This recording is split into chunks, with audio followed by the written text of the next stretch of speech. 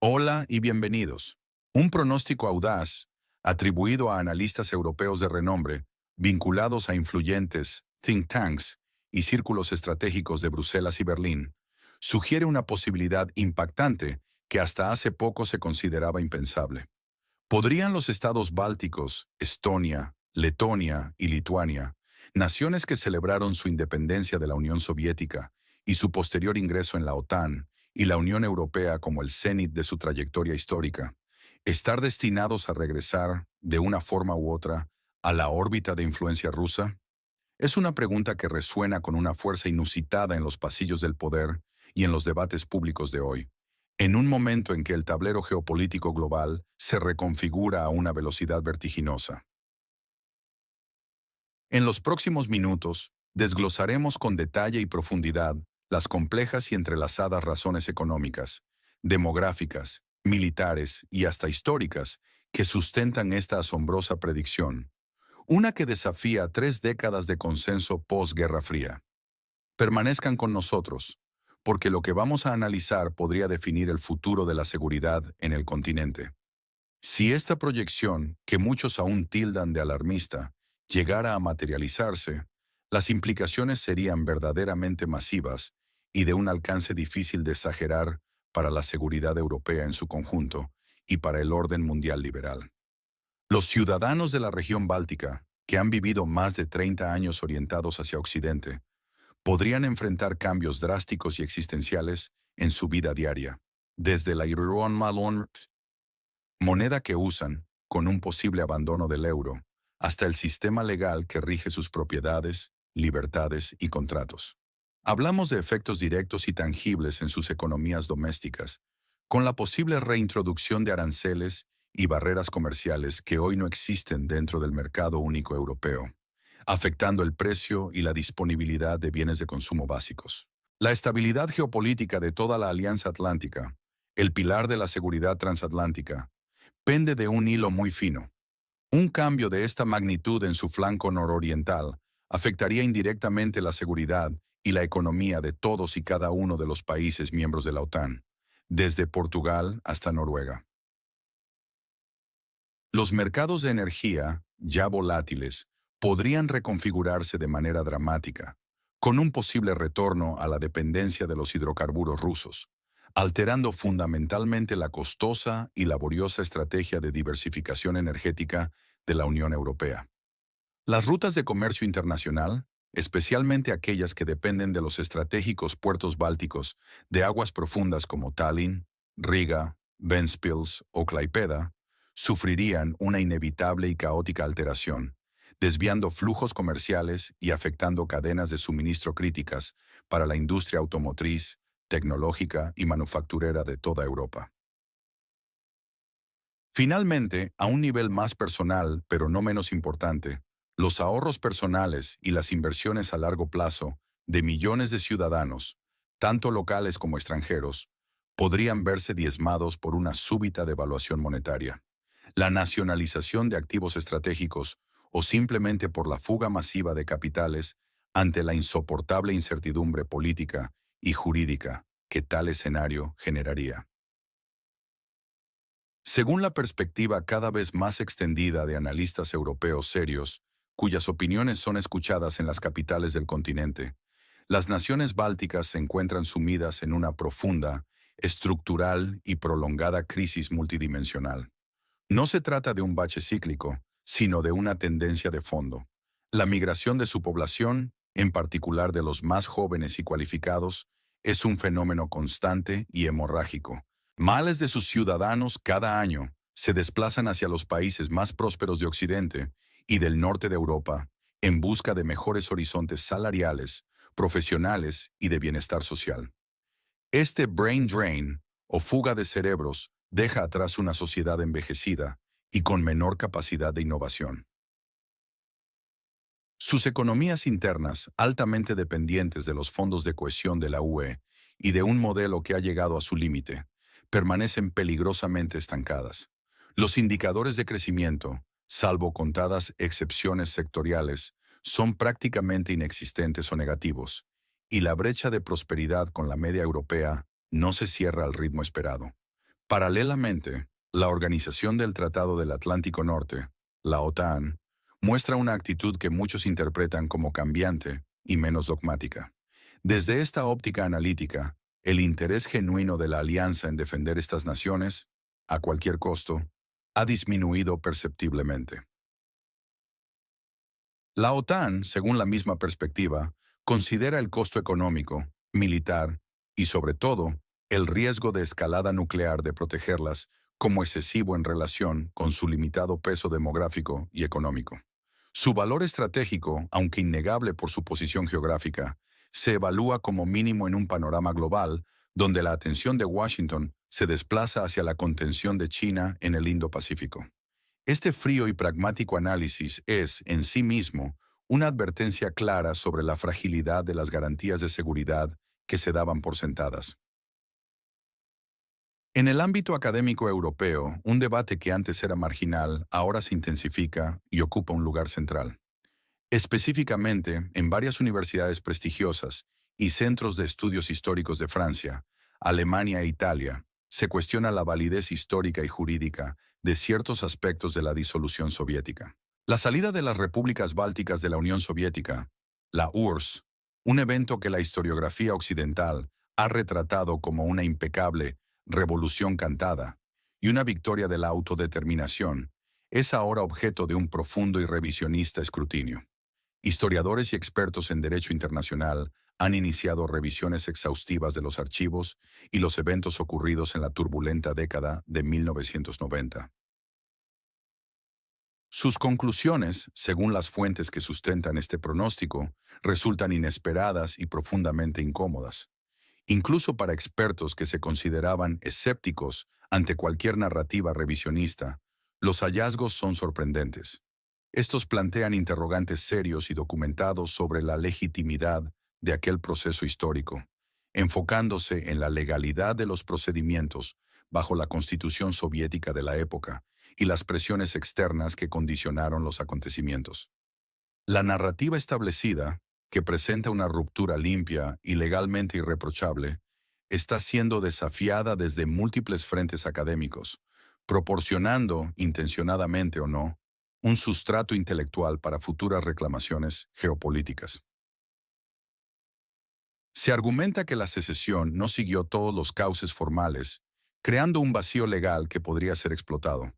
Analistas occidentales de la escuela realista, citados directamente en los informes que circulan por los ministerios de defensa europeos, afirman una certeza casi matemática.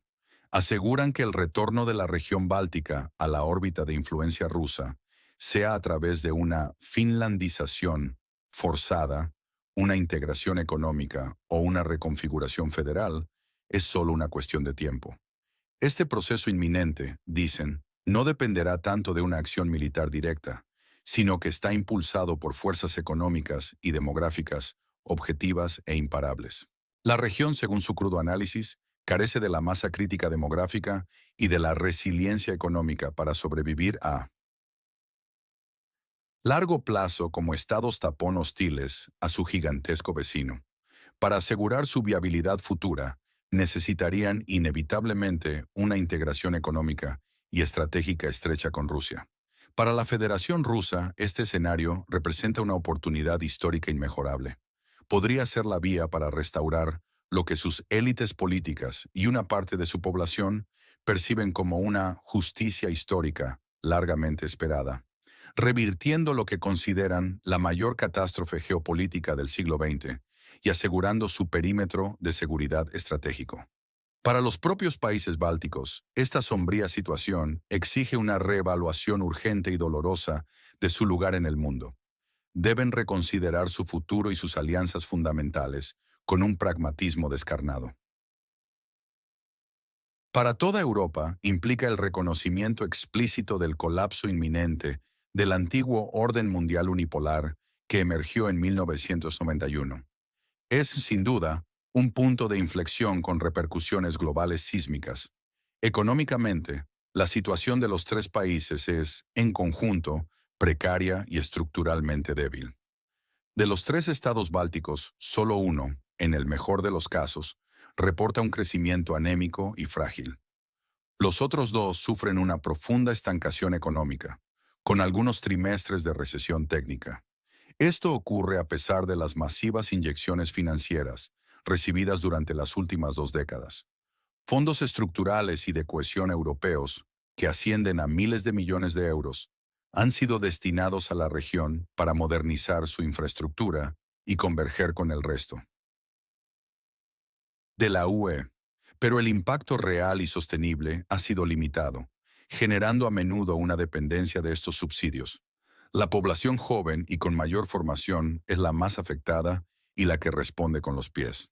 Emigra masivamente en busca de mejores oportunidades de vida, salarios más altos y carreras profesionales que en sus países de origen son escasas. Se dirigen hacia países europeos más ricos y con mercados laborales más dinámicos como Alemania, los países nórdicos o el Reino Unido. Este éxodo masivo tiene consecuencias demográficas devastadoras a largo plazo, erosionando la base fiscal y haciendo insostenibles los sistemas de pensiones y de salud.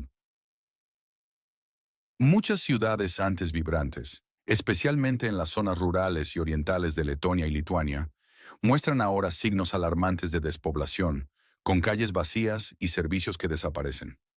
Innumerables empresas, sobre todo las que dependían del comercio transfronterizo con Rusia y Bielorrusia, se han visto forzadas a cerrar sus operaciones o a reducir drásticamente su tamaño. La decisión política de abandonar por completo los recursos energéticos rusos ha provocado un efecto dominó catastrófico. Se ha registrado una caída drástica en la producción industrial en sectores de alto consumo energético.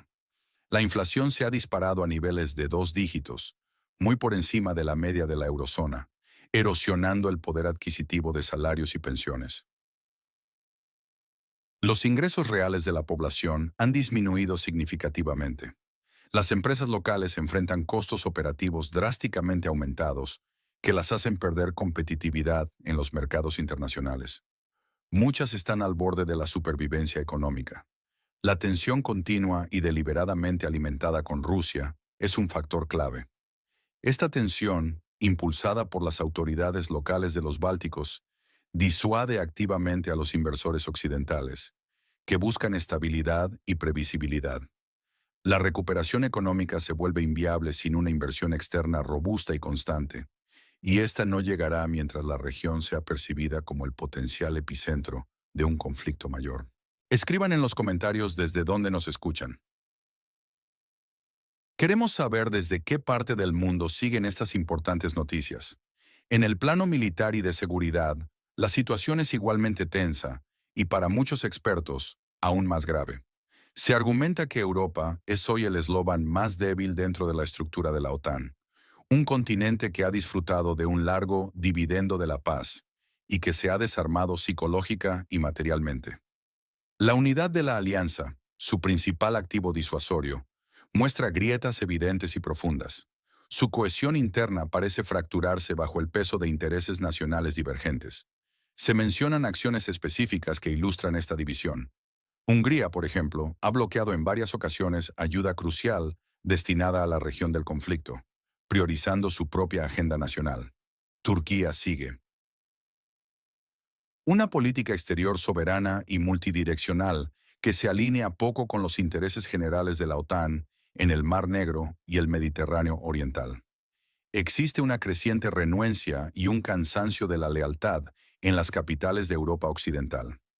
Los países ricos de la Unión Europea, como Francia y Alemania, se muestran cada vez menos dispuestos a asumir los astronómicos costos financieros y los riesgos existenciales de su lealtad incondicional a las directrices de Washington, especialmente cuando éstas chocan con sus propios intereses económicos. Es una carga que una porción creciente de sus electorados considera excesiva. Expertos militares occidentales, según la fuente, reconocen un hecho crítico e ineludible. Rusia no puede ser abordada mediante ultimátums ni presiones militares convencionales. El advenimiento de sus nuevos sistemas hipersónicos, como los misiles Kinzhal y Zircon, han transformado radicalmente el panorama estratégico.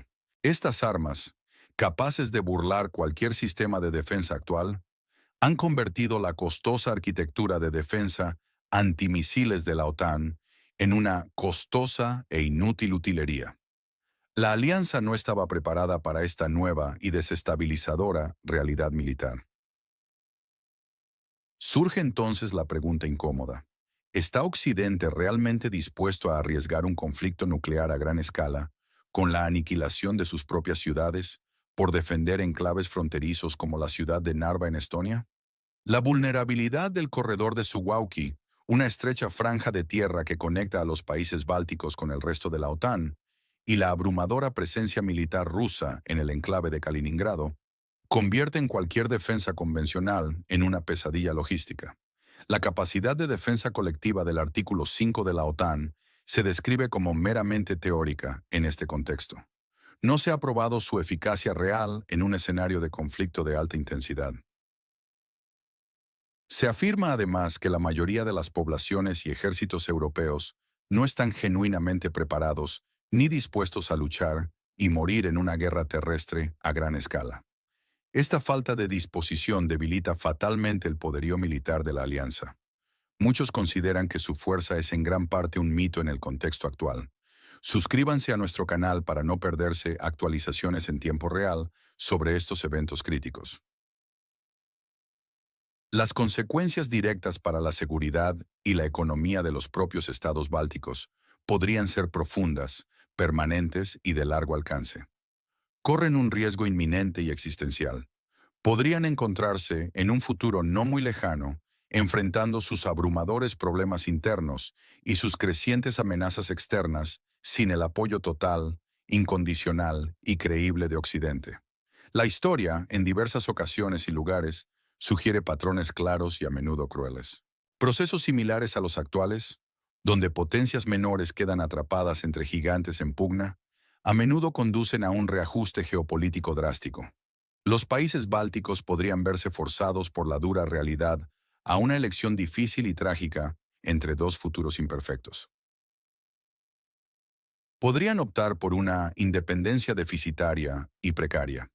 Esta implicaría mantener una soberanía nominal y simbólica, pero con graves y crónicas carencias económicas y de seguridad, convirtiéndose en estados fallidos en la periferia de Europa.